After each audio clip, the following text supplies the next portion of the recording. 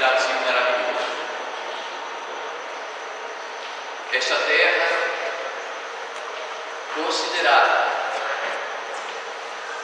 É só ligar, Paulo. Paulo mesmo.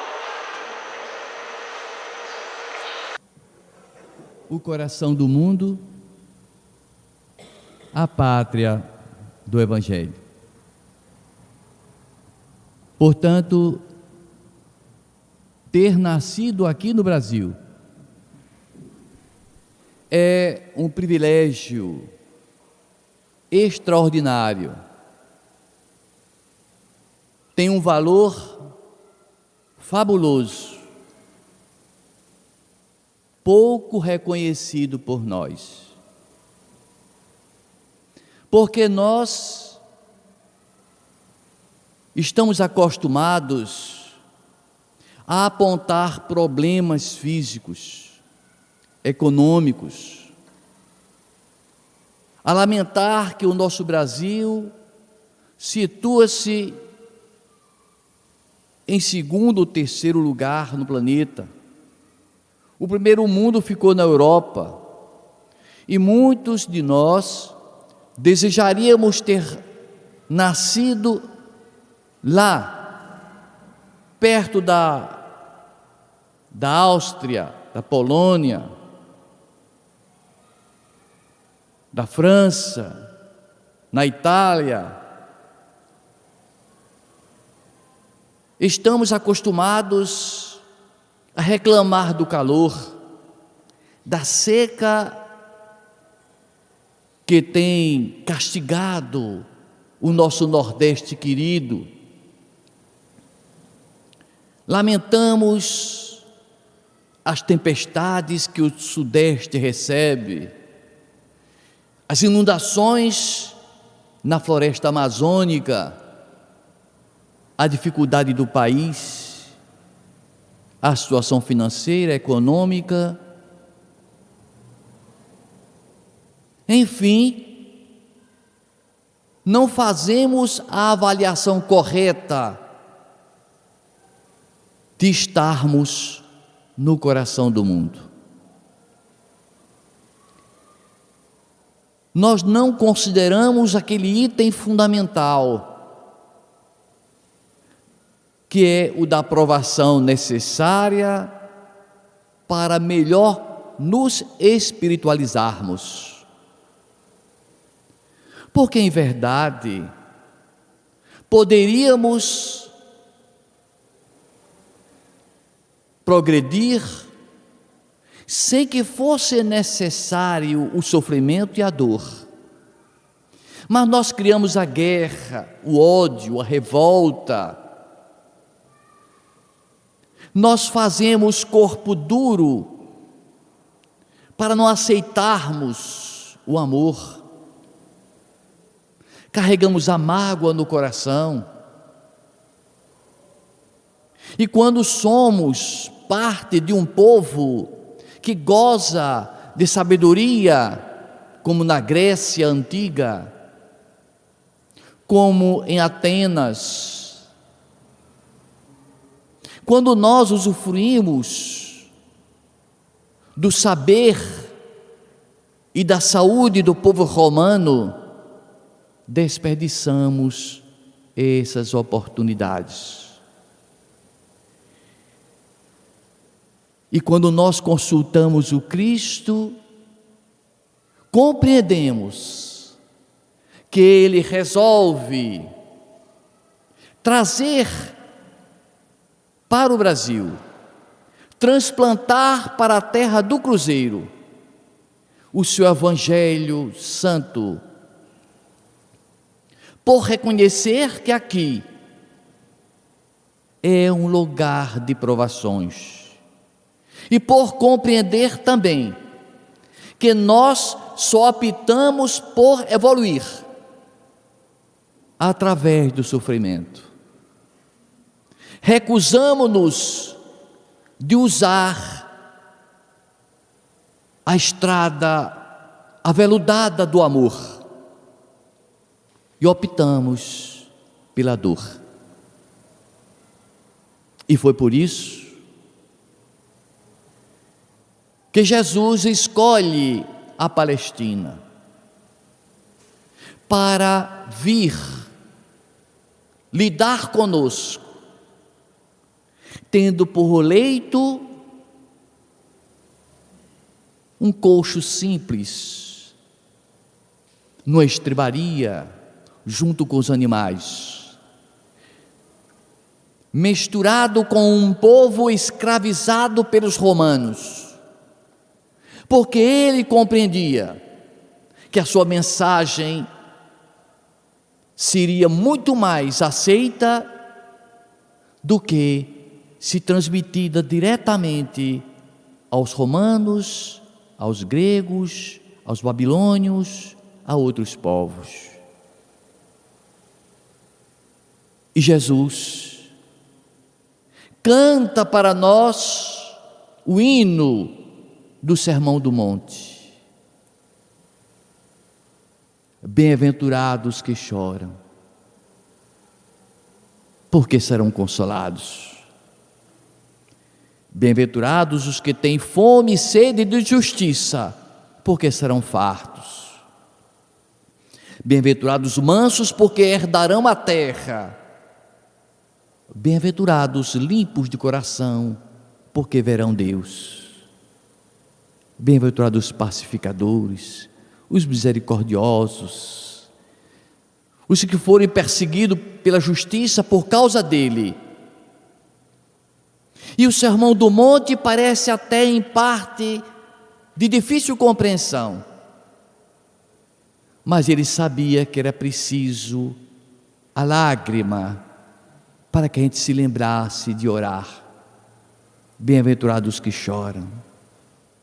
Foi por isso que ele trouxe para o Brasil a lágrima, a dor, a dificuldade político-econômica, social,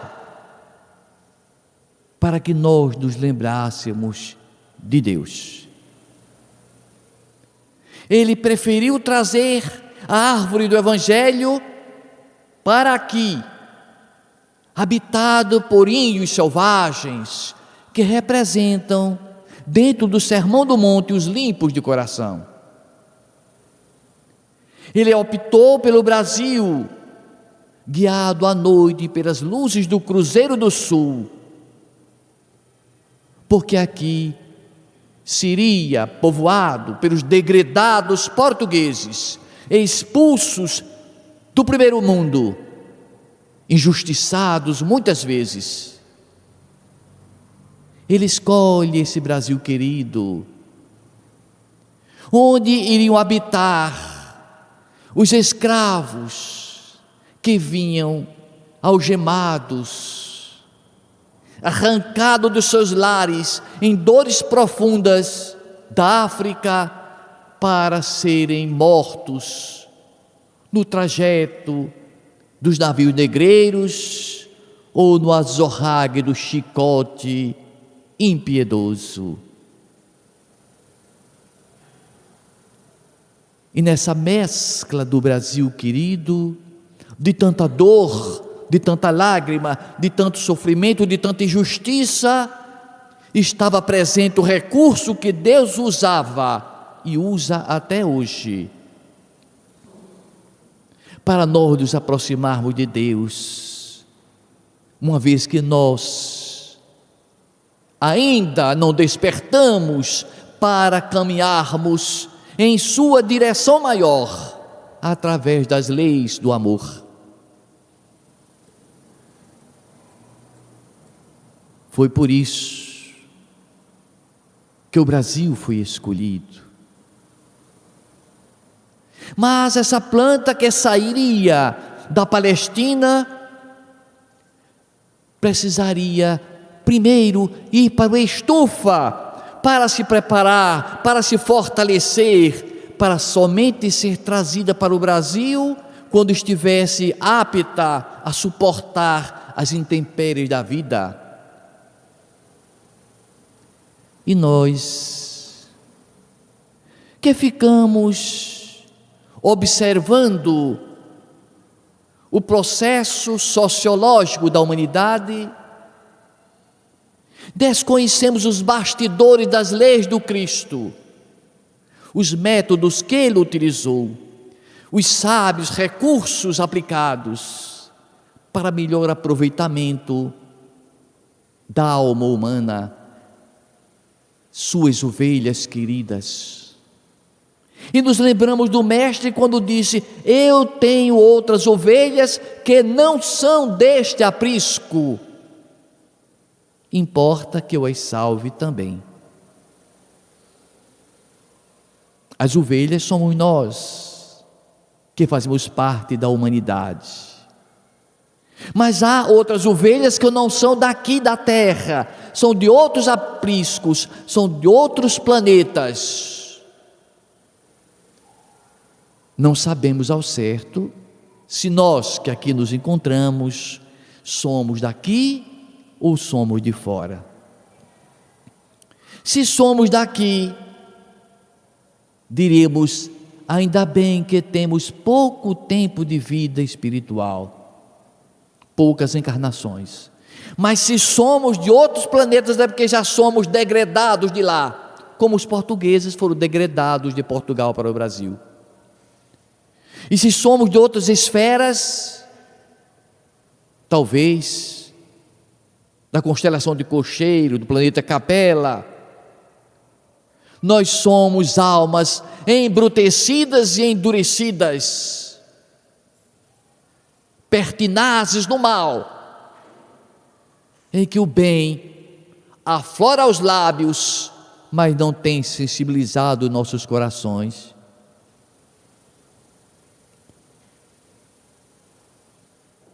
Então Jesus o que faz? Transfere da Fenícia os navegadores fenícios para renascerem em Portugal e na Espanha, para facilitar as viagens e ser descoberto o Brasil. Transfere para a Europa, mais precisamente para a França, os atenienses, laboriosos trabalhadores da filosofia. Transporta para a Grã-Bretanha os romanos, caprichosos entendedores das leis humanas.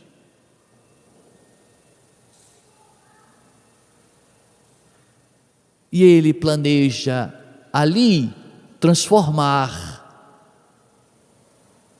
o berçário, a estufa, onde iria a planta, a semente que ele colocou na Palestina, germinar com certo viço, face às condições filosóficas dos pensadores da França, da Cidade de Luz de Paris.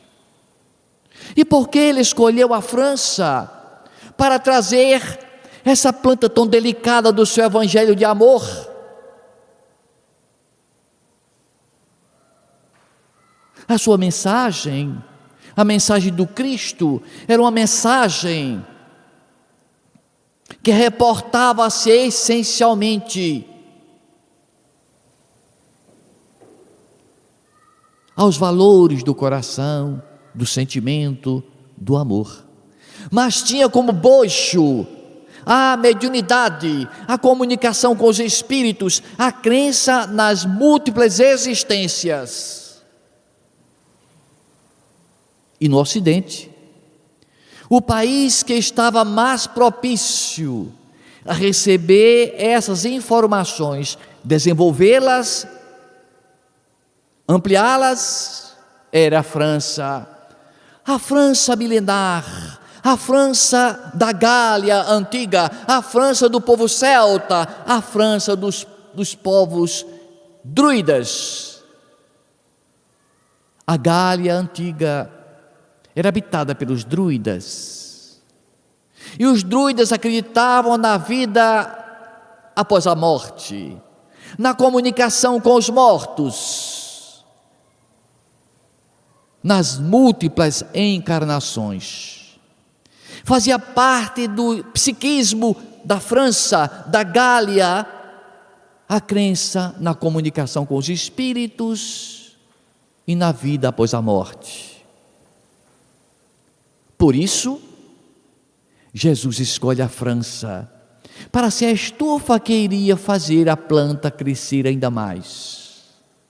Todavia ele reconhecia que a França não era o país próprio para fazer a sua planta crescer com o seu evangelho de amor, frutificando-se. Não seria a França ainda. Era preciso que fosse a planta, depois de crescida um pouco, trasladada para um país onde houvesse dor, sofrimento e lágrima, porque somente aí, então, o ser humano buscaria com mais intensidade a sua sobrevivência espiritual. De início, escolhe Paris. Em seguida, opta pelo Brasil. E sabendo de antemão tudo isso, ele prepara a estrutura dos sábios renascendo na França, dos filósofos, dos pensadores, de um Voltaire, de um Diderot, de um Rousseau, que combatem, que enfrentam a igreja dominante, o clero, a monarquia. Ele traz para lá a ciência com as inovações tecnológicas. Era preciso que o berço do Espiritismo tivesse o amparo da gráfica para a publicação de livros, do telégrafo, do fonógrafo, da máquina fotográfica para registrar os fenômenos de aparições dos espíritos. Era preciso que esse país e essa cidade de Paris, nela apresentasse os fenômenos mais extraordinários para abalar a convicção da humanidade.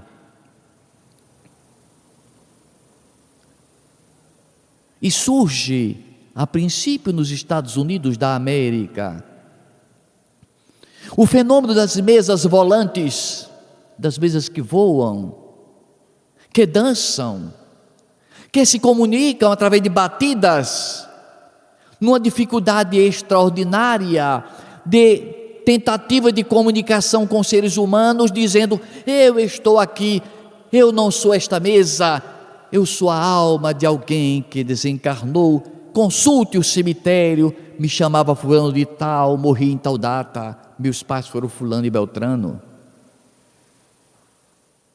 E essa onda avança da América do Norte para a Europa, atravessa o Atlântico e explode em toda a Europa, alcançando até Berlim, mas situando-se basicamente com força maior em Paris. Não havia uma casa em Paris, uma casa sequer, que não se falasse, que não se comentasse, que não se reunisse as pessoas em torno de uma mesa para que ela desse mensagens. O fenômeno das mesas volantes eram os preparativos para a chegada da doutrina espírita. Mas não bastava isso.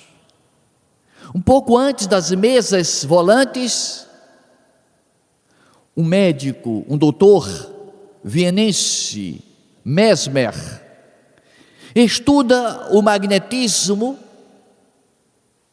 e compara que nós humanos deteríamos um poder, um fluido em nós, capaz de fazer igualmente o ímã faz, o magneto faz, e daí de magneto para magnetismo, e surge o magnetismo, que vai tomar conta de experiências em Paris, que obteve vários seguidores,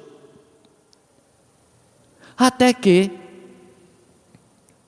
O Marquês de Peyseguir, estudando o magnetismo, ele que era discípulo de Mesmer, ele coloca as pessoas, os sujeitos, em estado de semi-sonolência, daí o nome de sonambulismo. Então, do magnetismo surge o sonambulismo. E no estado sonambúlico, as pessoas começavam a apresentar fenômenos estranhos, de visão através do corpo, de passar receituários médicos, de visão à distância, até que, em determinadas ocasiões, essas pessoas que estavam sonambulizadas, em estados sonambúlicos, começam a mudar o timbre de voz e começam a dizer: eu sou um espírito que está falando através deste médium. Então há um impacto inesperado de Mesmer com o magnetismo dele para o sonambulismo de Peyseguir. Surge o fenômeno da mediunidade espontânea naqueles que estão magnetizados e que transitam pelo sonambulismo. Tudo isso um preparativo gigantesco para a doutrina espírita chegar. O povo francês, o povo parisiense, já dormia pensando na manhã seguinte fazer reuniões com a mesa girantes da mesa dançante. Imaginava que era o formato da mesa, tinha de ser circular, o tamanho, o peso, mas nada disso era significativo. Eram os espíritos que manipulavam fluidos ectoplasmáticos para as mesas baterem, avisarem: existe vida após a morte. Existe vida após a morte. E Paris era esse berço em que a doutrina católica ainda tinha algum poder, mesmo depois da Revolução Francesa. Revoltava-se com esses fenômenos, dizia que é obra do demônio, mas eles continuavam acontecendo. O próprio Rivail, que seria o Kardec, ele faz cursos e integra os membros dos magnetizadores parisienses. Ele também aplicava passes magnéticos. Ele também era magnetizador. Até que Fortier, o magnetizador, chama-lhe a atenção para o fenômeno das mesas. Ele começa a estudar o fenômeno das mesas em 1855. Mas um pouco antes, 1853, já o grande escritor francês Victor Hugo, ele é exilado para a ilha de Jersey, no Mar da Mancha, e lá ele passa alguns anos. Quando lá, em visita a essa ilha, uma médium francesa,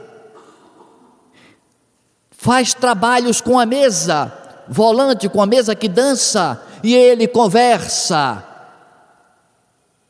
com vários espíritos sábios. Ele conversa com Voltaire, Joana d'Arc, Marat. Ele conversa com Shakespeare, ele conversa com Galileu Galilei.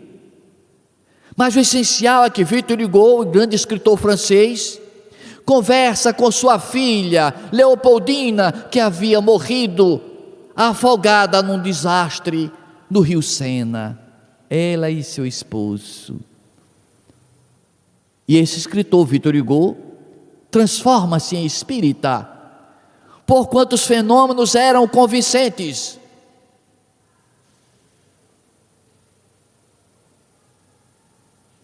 Mas Jesus, que via o futuro, que sabia a necessidade de trazer a doutrina que mal nascesse em Paris para o Brasil, Jesus então pede a transferência para morar no Brasil, para nascer no Brasil, para reencarnar no Brasil, em torno de 15 a 20 milhões de franceses. Daí a razão do nosso Brasil imenso, cheio de imigrantes italianos, japoneses, alemães, mas o gosto do brasileiro é pelo francês. Principalmente na época em que foi codificado o Espiritismo por Allan Kardec. Um pouco antes da codificação espírita ocorrer, já estavam renascendo no Brasil os espíritos de franceses. Por quê? Pela mesma razão anteriormente explicada, porque eles tinham no coração a convicção das vidas múltiplas, a certeza de que os espíritos podem se comunicar, e quando chegasse ao Brasil a doutrina espírita, era mais fácil essa doutrina se espalhar, porque os seus habitantes, no seu subconsciente, já aceitavam a reencarnação e a comunicação com os mortos. É esse mecanismo extraordinário de sapiência do Mestre Jesus que ele se utiliza para que tudo seja planejado. Como já estava aqui reencarnado no Brasil em torno de 20 milhões de franceses, a codificação espírita em Paris, por Denisard Rivaio, não poderia demandar muito tempo para não atrapalhar a população francesa que já estava adulta no Brasil na época. Portanto, estavam os ingredientes colocados à mesa: o mesmerismo, o sonambulismo, a comunicação com os espíritos espontânea, as mesas girantes, as pesquisas feitas até com mesmo com padres, a criação pela Igreja Católica no século XIII do purgatório, porque o purgatório, idealizado pela Igreja Católica, propiciava a possibilidade de quem estivesse no purgatório pudesse pedir socorro aos que estavam ainda na terra, ou trazer notícias de como é o purgatório, antecâmara do céu. O próprio Dante Alighieri trouxeram informações do inferno, do céu e do purgatório. Jesus preparara o ambiente para que fosse possível trazer a doutrina dos Espíritos. E nós pensamos, vamos fazer uma viagem do tempo e vamos ao Brasil do século XIX e vamos constatar que o Brasil é um país pobre, um Brasil dominado pela corte portuguesa, dominada pelo Segundo Império, um Brasil de analfabetos, de sofredores, de escravos, de índios. Como receber uma doutrina gigantesca, cuja promessa do Cristo é ser o consolador da humanidade? Para essa envergadura de empreendimento, o Cristo trouxera para o Brasil basicamente os franceses. Consta que vários escritores, jornalistas, oradores espíritas eram grandes tribunos franceses. Comenta-se que o conde Mirabeau renasceu como Divaldo Franco. Luciano dos Anjos, grande jornalista espírita, teria sido um grande lutador francês da Revolução Francesa. Camille Desmoulins, Danton teria renascido no Brasil, e tantos outros que lembram-se, que gostam do francês, que admiram a França, que o país que escolhe para visitar é Paris, da França. O meu pai lembrava-se que havia vivido na França, que chamava-se na época Théophile Gautier, o grande escritor romancista francês, que publicou o primeiro romance espírita da história.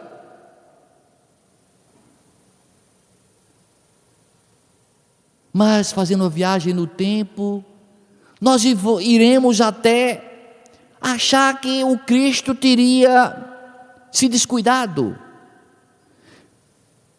se precipitado talvez. Era uma responsabilidade muito grande para um país tão pobre, tão necessitado, tão pequeno em termos intelectuais, sem industrialização, sem grandes centros culturais.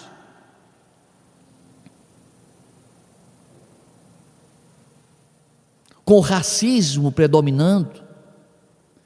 Logo surge a necessidade da libertação dos escravos, com a Lei Áurea,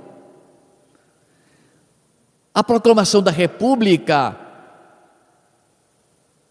e o Brasil vai se tornando adulto, o Brasil vai precisando ganhar consistência, mas era um país ainda apegado ao medo.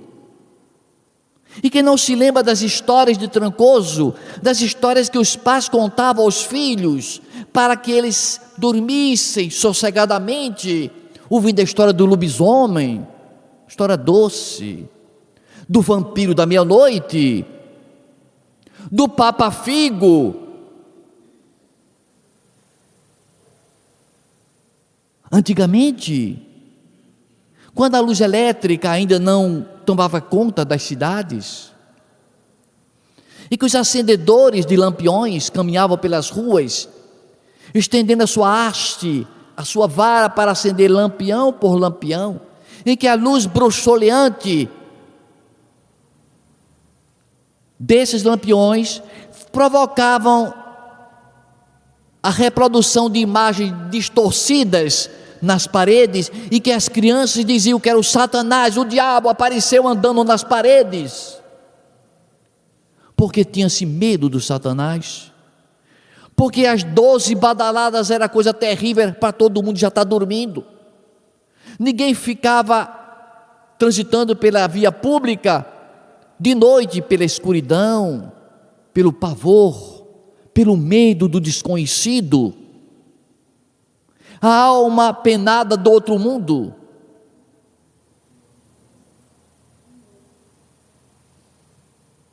Uma chinela que tivesse emborcada era um mau agouro.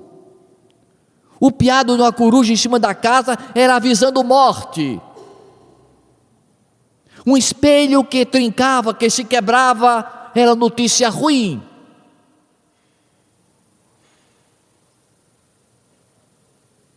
Então, um país de crendices, de medo de alma do outro mundo, um país aparentemente de ingênuos, de sofredores, era o país que Jesus escolheu, porque ele entendia que somente na dor é que a gente se lembra de Deus. Eu acredito que quase todos aqui, nesses últimos meses, tenham incluído nas orações pedido de chuva. Eu nunca rezei tanto por chuva. Nunca. Porque eu sentia a iminência de faltar água. Mas se tivesse chovendo, o inverno normal, eu não teria me lembrado de rezar. E não nos lembramos de rezar agradecendo a Deus pela fala, pelas mãos, pelos pés, pela visão, pelo paladar, pela audição, pelo lar que nós escolhemos nos acolher, Esquecemos de pedir e agradecer a Deus, mas nós reclamamos todos os dias dos problemas e das dificuldades, mas são as dificuldades e os problemas que nos elevam. Não existe um grande homem, um grande vulto, um grande missionário que tenha passado pela vida sem a dor. O próprio Cristo foi crucificado.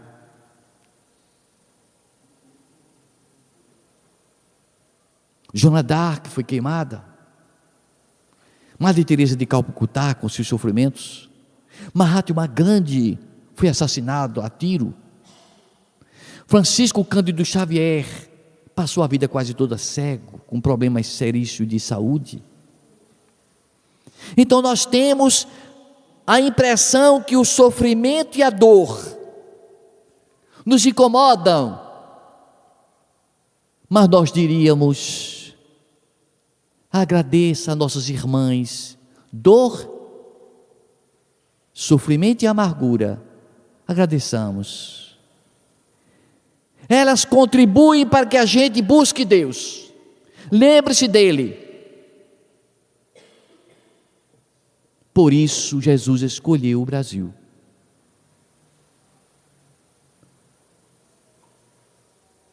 Existia um médico negro, relato do escritor pernambucano Freire. Ele conta que Dornelas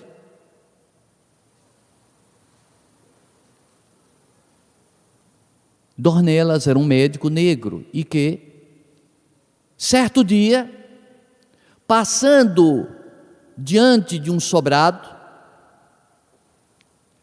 como ele se vestia com elegância,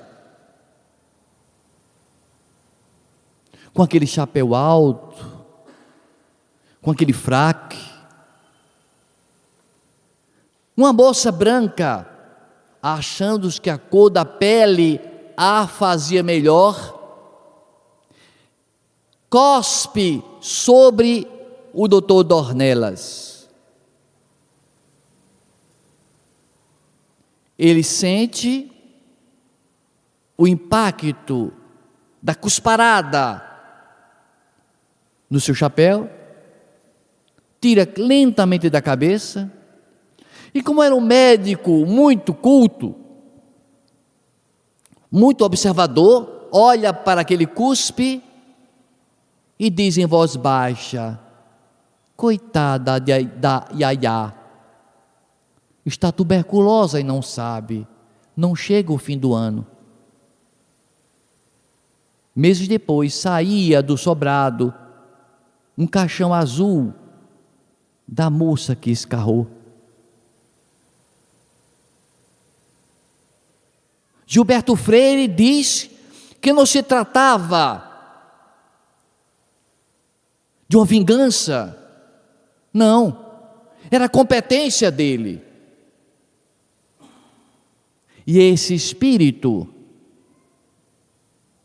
após sua morte física, volta a Recife para se comunicar em sessões mediúnicas, passando receituários. O codificador do Espiritismo em Paris desencarna em 1869. No ano do seu desencarne no Brasil, um baiano, um professor baiano, Luiz Olímpio Teles de Menezes, ele que falava fluentemente o francês, o castelhano, o latim, o inglês, edita pela primeira vez o primeiro jornal espírita do Brasil, o Eco d'Além Túmulo, um jornal com 56 páginas, um jornal com 56 páginas, divulgando o Espiritismo. Ano de 1869, e aí surge um grande duelo da Igreja Católica porque naquele tempo, no Segundo Império, a igreja dominante era o catolicismo, não era admissível outra religião. Mas ele, Luiz Olímpio Teles de Menezes, entendia que a doutrina espírita não era uma religião, era uma ciência que vinha aclarar a mente, os conhecimentos do catolicismo. E aí a gente se transporta a Kardec, e lembra-se que ele fez questão, de certa forma, de ocultar o lado religioso do espiritismo, porquanto revelar e bater com o pé que era religião, iria bater de frente com a igreja católica e dificultar o seu expansionismo. Mas não, ele diz que é ciência, que é filosofia de consequências religiosas, de consequências morais, mas exatamente de consequências morais.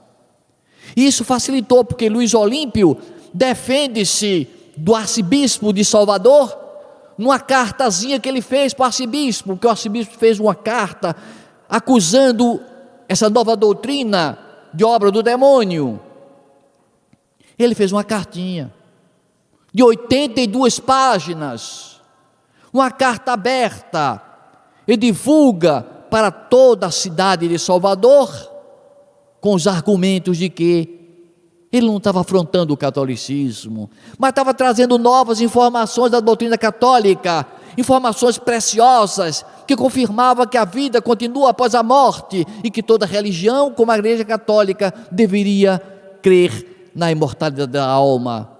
Isso não era novidade. Ele então estava ajudando a igreja e disse mais: eu sou católico e batizado.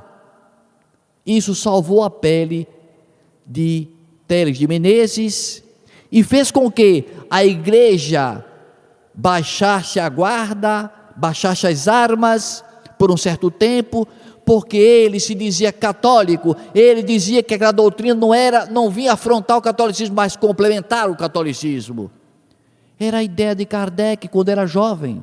Quando Kardec, antes de ser Kardec, Rivail, Hipólito Leon Denisard Rivail, tinha 15 anos, ele sonhava com uma religião só, unida pela fraternidade universal, um só rebanho, um só pastor. Era a ideia do codificador do Espiritismo, era a ideia de Luiz Olímpio Teles de Menezes. E quando a gente pergunta, mas não é exagero dizer que Jesus trouxe para o Brasil 20 milhões de franceses? Não o é. Segundo informações de Emmanuel, e segundo pesquisas históricas de Mary de Priori, que destaca que o país Brasil diferia de todos os outros países, porquanto, mesmo sendo um país de terceiro mundo, o país reivindicava os valores de Paris, era a saudade da terra anterior. Pedia-se e chegava ao Brasil constantemente livros franceses. Existia uma biblioteca em torno de 400 livros franceses para os brasileiros lerem, e eles pediam, alugavam, mesma técnica utilizada em Paris, alugava-se livro para que o povo matasse a vontade de rever aquele idioma. Não era só isso, comprava-se livros de dicionário para se aprender francês, mas aprender francês sem precisar ir à França. O interessante é que a doutrina espírita surge em Paris, e os livros que chegavam ao Brasil, todos eram em francês. Então os espíritas estudavam francês para estudar o livro dos espíritos. Hoje nós temos a doutrina colocada em televisão, em áudio e vídeo. Naquele tempo reuniam-se as pessoas para estudar francês e estudar o espiritismo. Que dificuldade, que trabalho. Então, viajando no tempo, nós vamos ver um país, uma cidade como o Rio de Janeiro, de ruas curvas, tortas, faltando saneamento, faltando saúde, de poucos conhecimentos, nós vamos ver as crendices se multiplicando. Mas nós vamos ver que aí é que nasce e que recebe de Paris o Consolador prometido, que vem trazer para nós essa mensagem de amor, a confirmação do Sermão do Monte, uma advertência para todos nós. E o Rio de Janeiro se enche de teatros franceses, hotéis franceses. Compra-se jornal francês para se ler no Brasil. Parece inacreditável. A Gazeta da França vinha em francês e era lida no Brasil. O jornal político e literário de Paris também vinha em francês. As universidades, ainda hoje em dia no Brasil, privilegiam os filósofos, pensadores franceses, os sociólogos franceses.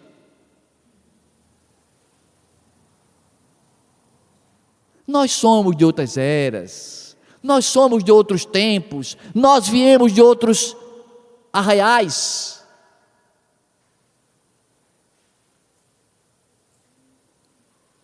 Viajando no tempo, nós vamos sentir as dificuldades da chegada ao Brasil, da implantação do Evangelho no Brasil.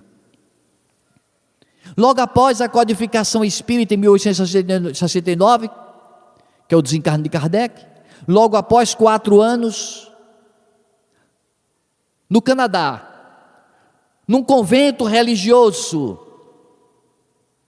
uma irmã religiosa está em oração, quando escuta um gemido, ela assusta-se, arrepia-se, mas corajosamente pergunta: quem está gemendo? Vários dias escutando esse gemido, até que aquela voz diz: não tenha medo de mim, eu sou a irmã MG, abreviatura, identifica-se. Eu que tanto lhe perseguia quando vivia aí no convento, vim pedir perdão a você. Eu estou no purgatório, eu estou purgando minhas culpas, me perdoe pelo amor de Deus. Ela disse: minha irmã, eu não guardo mágoa de você, mas por favor não volte mais, não volte mais. Mas ela disse: olha, Deus escolheu você para essa missão. Eu vou ficar trazendo notícia de todas as irmãs aqui do convento, dos padres religiosos, dos falsos padres, dos padres que eram padres na aparência bons, mas na intimidade eram maus. Vou trazer notícias dos bons religiosos que se encontram no céu. E trouxe as mensagens sucessivas que foram analisadas pela Igreja Católica Apostólica Romana. E foi recebido o veredito de mensagens autênticas do mundo espiritual.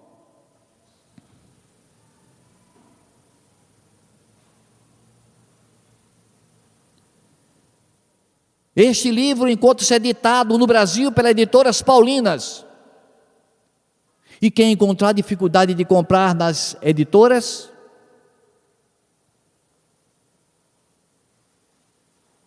baixará pela internet, muito fácil, está disponível.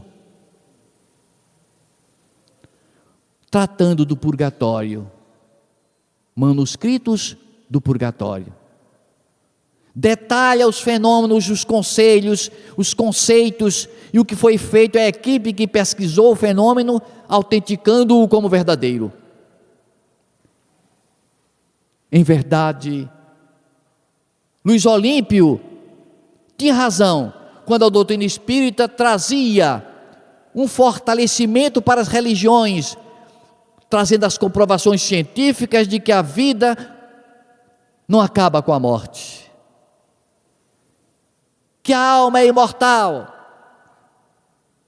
que Deus, acima de tudo, espera de nós a nossa renovação íntima, que pelo menos os valores da comunicação com os mortos fossem incorporados a todas as doutrinas religiosas para mudar o ser humano, porque eles que estão sofrendo trazem para nós os seus vereditos, os seus depoimentos, manuscritos do purgatório. E a igreja assinou embaixo, porquanto já no século V, com Santo Agostinho, ele dissera no opúsculo que publicou, que os espíritos que estão no purgatório podem se comunicar sim conosco, visando um fim proveitoso, obedecendo à determinação de Deus. Mas estamos no Brasil, coração do mundo, pátria do Evangelho. Não sei o que estamos fazendo nós do Evangelho de Jesus. O que estamos fazendo nós com os nossos sofrimentos. Porque se estivermos sofrendo e ao mesmo tempo revoltados, esse sofrimento não vai burilar a nossa alma. Esse sofrimento só tem valor promocional se for recebido com resignação. E se nós estamos passando por uma fase difícil social do Brasil, não nos inquietemos, porque Jesus está no leme desse grande barco, que esse Brasil foi escolhido e nós fomos privilegiados, mas precisamos fazer a nossa parte, fazendo o bem ao próximo, amando o semelhante. Bem-aventurados que choram, porque serão consolados. Bem-aventurados mansos, porque herdarão a terra. Os pacificadores, porque serão chamados filhos de Deus. Bem-aventurados puros de coração, porque verão Deus face a face. São as bem-aventuranças de Jesus que alivia nossos corações. É a doutrina consoladora do Espiritismo que veio trazer a mensagem para nós usarmos como bisturi, porque nós seremos os cirurgiões de toda a humanidade. Que Deus abençoe nossos passos e que nossos corações se encham de amor, a fim de que a dor não nos castigue tanto. E quando a dor chegar, compreendamos que fomos nós que fabricamos a tempestade. Que Jesus nos abençoe hoje e sempre.